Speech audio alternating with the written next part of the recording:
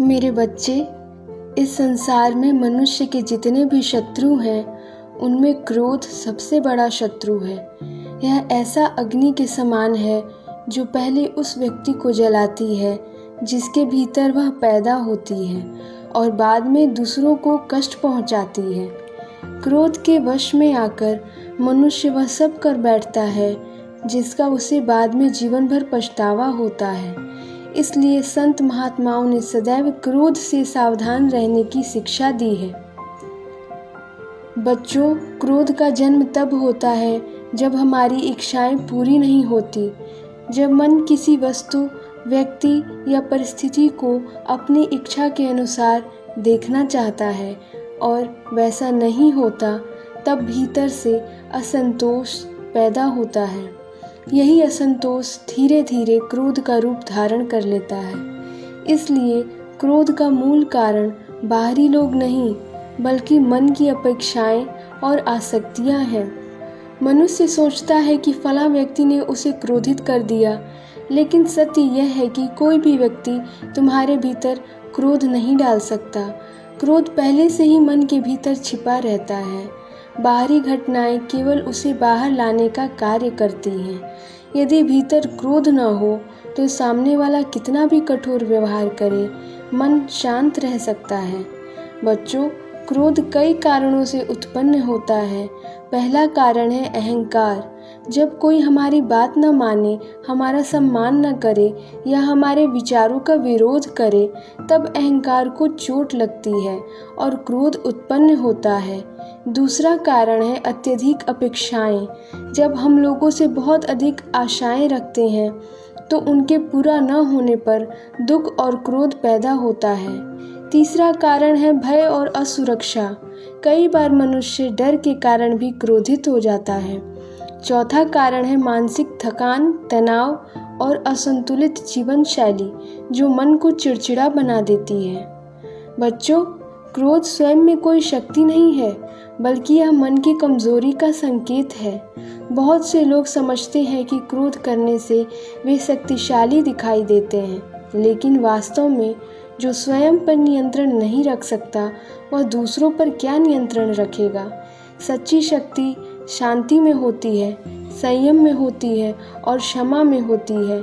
श्रीमद् भगवद गीता में भगवान श्री कृष्ण ने कहा है कि क्रोध से मोह उत्पन्न होता है, मोह से स्मृति भ्रमित हो जाती है और स्मृति के नष्ट होने पर बुद्धि का विनाश हो जाता है।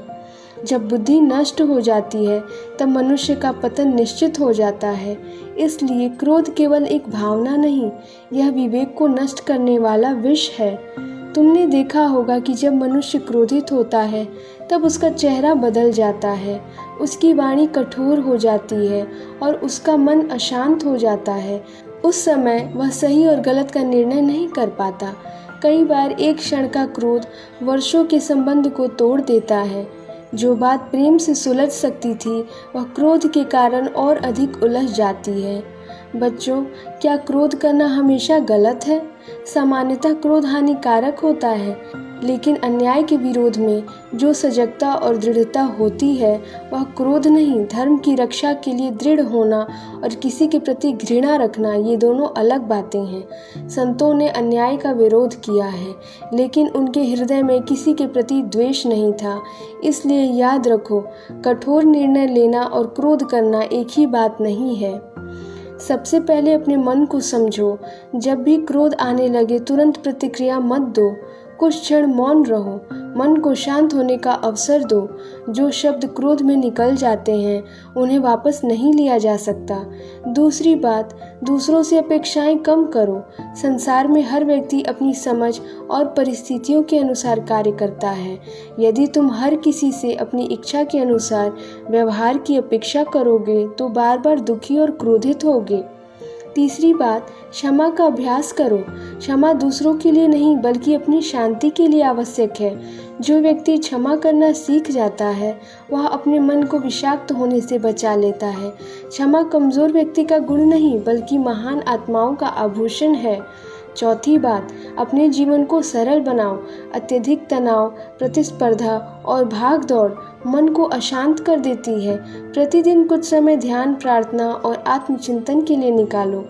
जब मन भीतर से शांत होगा तब बाहरी परिस्थितियाँ तुम्हें आसानी से विचलित नहीं कर पाएंगी। पांचवी बात, भगवान के नाम का आश्रय लो। जब क्रोध उत्पन्न हो तब तुरंत किसी से बहस करने के बजाय भगवान का स्मरण करो। राम राम, हनुमान जी, राधे राधे या अपने इष्ट का नाम जपो। नाम जप मन के तूफान को शांत करने की अद्भुत शक्ति रखता है। बच्चों, एक बात सदैव याद रखना, जिस व्यक्ति पर तुम क्रोधित हो वह भी भगवान का ही अंश है। जब तुम किसी पर क्रोध करते हो तो वास्तव में भगवान की ही एक रचना के प्रति कठोरता दिखाते हो। यदि तुम हर प्राणी में भगवान को देखने लगो तो क्रोध धीरे धीरे प्रेम में बदलने लगेगा। कभी कभी लोग तुम्हारा अपमान करेंगे, तुम्हें गलत समझेंगे और तुम्हारे साथ अन्याय भी करेंगे, लेकिन उनका व्यवहार तुम्हारे चरित्र का निर्धारण नहीं करता। तुम्हारी प्रतिक्रिया तुम्हारे चरित्र का निर्धारण करती है। यदि तुम शांति बनाए रखते हो तो तुम विजयी हो। यदि तुम क्रोध के वश में आ जाते हो तो चाहे बाहरी रूप से जीत जाओ, भीतर से हार जाते हो।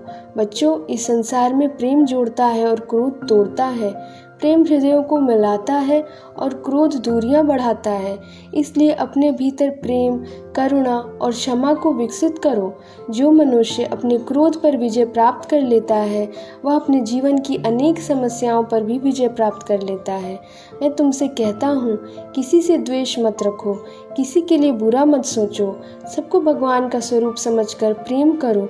जब तुम्हारा हृदय प्रेम से भर जाएगा तब क्रोध के लिए उसमें कोई स्थान नहीं बचेगा।